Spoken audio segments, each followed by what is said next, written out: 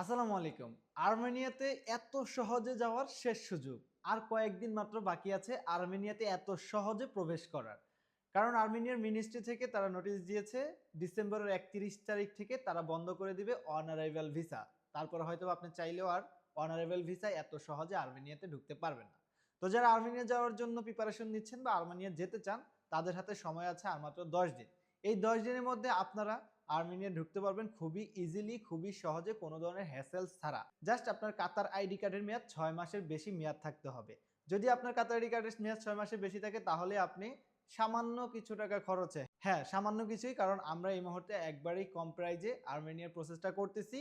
So যারা Armenia যেতে চান তারা অতি শীঘ্রই আমাদের সাথে যোগাযোগ করতে পারে। আর কিছু কথা যারা আর্মেনিয়াতে যেতে চাচ্ছেন তাদের জন্য, প্রথম কথা হচ্ছে আপনারা টিএসসি নিয়ে এবং সোশ্যাল কার্ড নিয়ে খুব বেশি চিন্তা করেন। আসলে সোশ্যাল কার্ড নিয়ে এত বেশি চিন্তা করার কিছু নাই। আমরা যতটুকু জানতে পেরেছি এবং বিভিন্ন সোশ্যাল মিডিয়ার মাধ্যমে জানতে পেরেছি বা আমাদের যারা গিয়েছে অলরেডি তাদের মাধ্যমে জানতে পেরেছি, সেটা হচ্ছে সোশ্যাল কার্ড করা খুবই ইজি ব্যাপার। আপনি চাইলে একদিনের মধ্যেই সোশ্যাল কার্ড করতে পারবেন, সামান্য কিছু টাকা খরচ করতে হয়। আসলে সোশ্যাল কার্ড করতে তেমন কোনো খরচ লাগে না। সোশ্যাল কার্ড করতে ওই দেশের গভর্নমেন্টের কোনো ফি নাই, কিন্তু আমরা আসলে পড়ে যাই দালালের চক্রে। কিছু দালাল আছে, কিছু অসাধু ব্যবসায়ী আছে যারা এই সোশ্যাল কার্ডের নাম করে অনেক বড় একটা অ্যামাউন্ট হাতিয়ে নিচ্ছে আমাদের কাছ থেকে। তাই আপনারা যারা যাবেন তারা নিজেরাই চেষ্টা করবেন সোশ্যাল কার্ডটি নেওয়ার জন্য। আশা করি আপনাদের যাত্রা শুভ হোক। সবাই ভালো থাকবেন, সুস্থ থাকবেন। আসসালামু আলাইকুম।